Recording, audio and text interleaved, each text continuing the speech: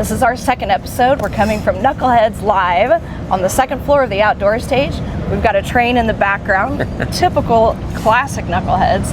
I'm here with Josh Weathers. Yeah. This guy has the soul of classic country and the heart of service. Yeah. He has done so much charity work. I've heard so many great things. I want to talk a little bit about that, but let's start with your new single coming out. Yeah. Tell us about it. Okay, so Living the Life just came out like maybe a few weeks ago, and I've been writing a ton. So like the last year and a half, been writing a whole bunch and making trips to Nashville and writing with people up there, and signed a deal with a publishing company, Seagull Music, and there was a guy that wrote there for 10 years. Chris Stapleton wrote it. I've heard of him. Yeah, Chris wrote there for 10 years.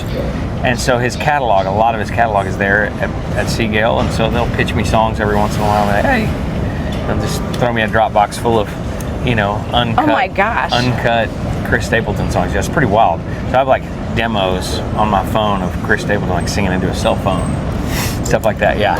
And this song was a well-produced demo, but a song written by him and a guy named Ronnie Bowman, and him and Ronnie Bowman have written a bunch together, and yeah, just a great old-fashioned country song. I felt like something I thought like George Strait would have cut in the 90s. Right? So that, that kind of takes me to my next question. The country and world is thirsty for real country. Mm-hmm. Everybody's tired of the pop mainstream sounds. And you really have that like classic root sound. Mm-hmm. Are you seeing the tides change, like with the Zach Tops, and like, is it exciting to be part of this you're part of a movement and you're part of the classic country? How do you do you feel like you're... It doesn't necessarily feel like you're part of... Well, what's funny is I've become friends with a few of the guys that are sort of being like Drake Milligan. Mm-hmm. Familiar with Drake Milligan? He's phenomenal. He's really great. He and I become buds. We're actually from the same little town and didn't really know each other, which is crazy. I'm quite a bit older than him, so. Yeah, I think the more things lean one direction, the more the pendulum's going to swing. The more things that are deemed country that I think everyone can agree, like, that's not really country music. Yeah. You can call it country, and that's fine. Yeah. And you can say that, like, the genre, the things that, define genres, are all going away. The genre conversation is crazy these days. Yeah, but I think as far as, like, when you've got artists that are making, like, quote-unquote country records that have never really been a country artist before, I know, what's going to happen is the fan base of people who are actually interested in what would be considered true country music, they're going to go find it. And so all we're trying to do is just wave a flag and be like, and we're making stuff over here, we're just trying to...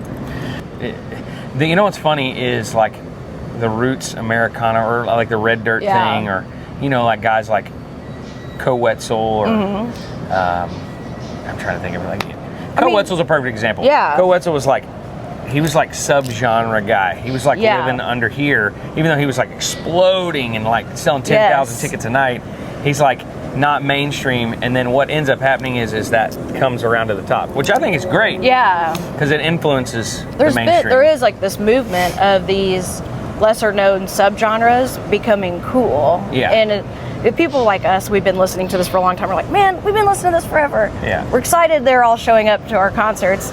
Then we have to make room for these new people. Yeah.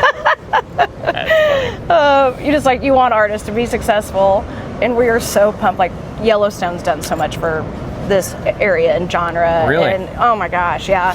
There's data analytics. They call it and I work in data analytics for my first job. And there's something called the Yellowstone effect, and they can show a date when they first played on the show, and their streams skyrocket. Yeah, Shane Smith. Yeah. Shane used to open for me. That'll tell you, and Shane would agree with that. Like, I still probably have a bill somewhere. That's me and Mike Ryan, and then Shane Smith and Dalton Domino, and what a lineup. Somebody else was like opening, doing like a song swap thing in Louisville at Hat Tricks. This was probably 10 years ago. Oh my God! But what a lineup. Yeah, Shane Smith. We used to we played a show in Fort Worth one time. It was Whiskey Myers, us, and Leon Russell. And, oh my gosh! And so now Whiskey Myers, that was the Yellowstone effect. Shane Smith, I mean, Yellowstone Effect. that's, and the data is crazy. And I really appreciate those creators caring about our music. Well, and I love the fact that Yellowstone has like inspired a whole new genre of like westerns and all that stuff. Oh my gosh, I think it kind of just says like people really just want like something. Like they're ready for dudes to be tough again. Like, can we just like watch a dude be tough? I think the country is thirsty for like good old-fashioned Western country music, and just the morals, like people are missing out on it, and they're so hungry to get back to, you know, where it was at one point. Yeah, so for real. I know. Hey, rapid fire. Josh, you have raised over $550,000 for Texas Relief Funds. I know you said William Clark Green helped, help pay for a funeral. Tell us about that.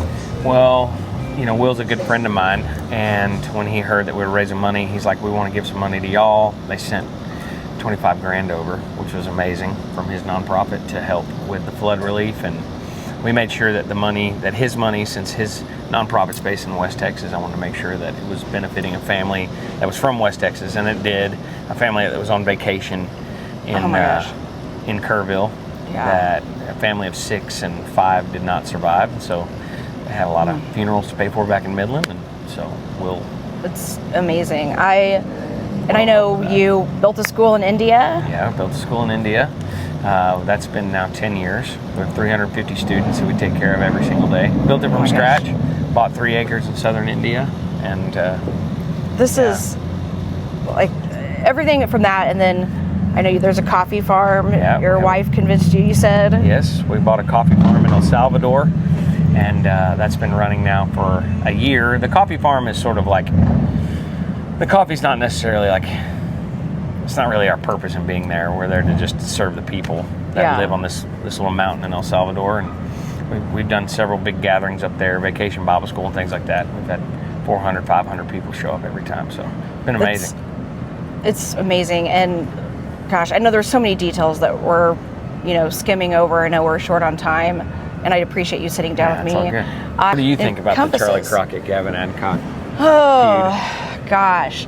Come on, let's talk about it. I think any publicity is good publicity for these guys. That's true. I think red dirt, Texas country, Americana needs some beef. I think it's kind of, it's a little shot in the arm. Yeah. I don't think it hurts anything. I don't know. Think how many people are now Googling Charley Crockett and learning about him, or Gavin Adcock. And I think Gavin, we all have our opinions, but I think it's good for our music. It's kind of like golf, when was it, Bryson and Brooks Koepka, they got to an argument. That was great for golf. Yeah. Now they're buds. Maybe this is our moment. That's funny. So that's how I feel. There seems to be, Gavin Adcock has this, he has this thing where he can just, that boy can pick a fight with anybody. He can pick a fight with the sound guy, Nickelback sound guy. And you know what? Everyone just expects it of us. They're like, okay, whatever. Like, if someone else did it, they're like, that's awful. But with him, they're like, oh, that's Gavin. Yeah, I don't mind him at all. That's just what he does. I don't mind him at all. So funny. I thank you so much for sitting down with me. Yeah, of course. For listening to half of the questions twice. And I cannot wait to watch your music tonight. It's going to be fun. I had a friend tell me how excited they were to watch you, that you were one of their top 5 shows this year so far. Where did they see us before? Gosh, were you at Steamboat maybe, or no, I don't know. It was somewhere. Steamboat the first time in January. I don't know where he's been or seen you, but I thought if that's his top 5, and I know he goes to as many concerts as I do. Really? So it's got to be pretty good. Wow. So. All right. And I'm really excited for you to be in Kansas City. That's been kind of like, that's been kind of the MO for the last 20 years. Performing and entertaining, that's the thing that I feel most confident in, right? That's what I feel like I'm put on this earth to do that. When you're up there, it just feels perfect. Yeah, it's a piece of cake. Yeah. I literally am just like in, That's awesome. Some nights are better than others. Yeah. Some nights sound's not right. Some nights, all those things are factors. But yeah. But like entertaining, engaging with the audience, that's to me is like, I don't know. I don't see very many people anymore. Yeah. Like, I saw a guy say it the other day. He was like, if you just stand on stage and sing your songs, it's not a concert, it's a recital, which is like, I mean, I was like, dang, that's pretty. That's because like I grew up loving people like Bruce Springsteen, Prince, these dudes that were like entertainers. They entertain the crowd. George Strait's an entertainer, but in a completely different way. Yeah. Like he just has his own thing. He doesn't have to do all the things because he does it all with his neck and like in his face. Yeah. And everybody just goes bonkers over it. But yeah, like the old school entertainers, the people that like engage with an audience. You know who's my favorite? Is Winona. Oh, really? She's unbelievable. Oh my gosh. gosh. Very few people engage with an audience like she does. She can be in an arena. I mean, I saw him on this last tour, and you know, you're in an arena, and she makes it feel this big. She's talking to people in the front row in the middle of songs. That is, and like, there's just this candidness about it that it's a thing that you just don't get to see that very often. So hopefully that's like what I've tried to prescribe to. It's like going to a good show with a good experience. performer is like, oh my gosh, it is the best feeling. Yeah. It's American Aquarium is, you know, one of my favorite bands. Yeah, BJ he's crazy. Oh my gosh, like, yeah, he's awesome. And I've seen him so many times, and it's always the same energy. And yeah, whether there's 50 people or 5,000. Yeah. They never half-ass a show. No. They are rock and roll. Like, it's a they're a real deal rock and roll band. Yeah. Like, when you get to watch people of our scene come up, like, you know, Silverado, man, they put on a good show. They've always got higher energy, and it's so much fun. We're playing the same night as them. I think we're right before them at Mile Zero. Oh, nice. Yeah. Well, big good old-fashioned country tail whipping. I mean, our band's kind of like a rock and roll band stuck in a honky-tonk band's body at this point. I'm even more excited now after hearing that. Good. Well, Josh, I hope to see you at Mile Zero. Yeah, let's go. Good luck tonight. Thank you. I'm sure you guys are going to nail it and kill it. Just burn the stage down. Yeah, Leave nothing left. Thank you, Josh. Thank you.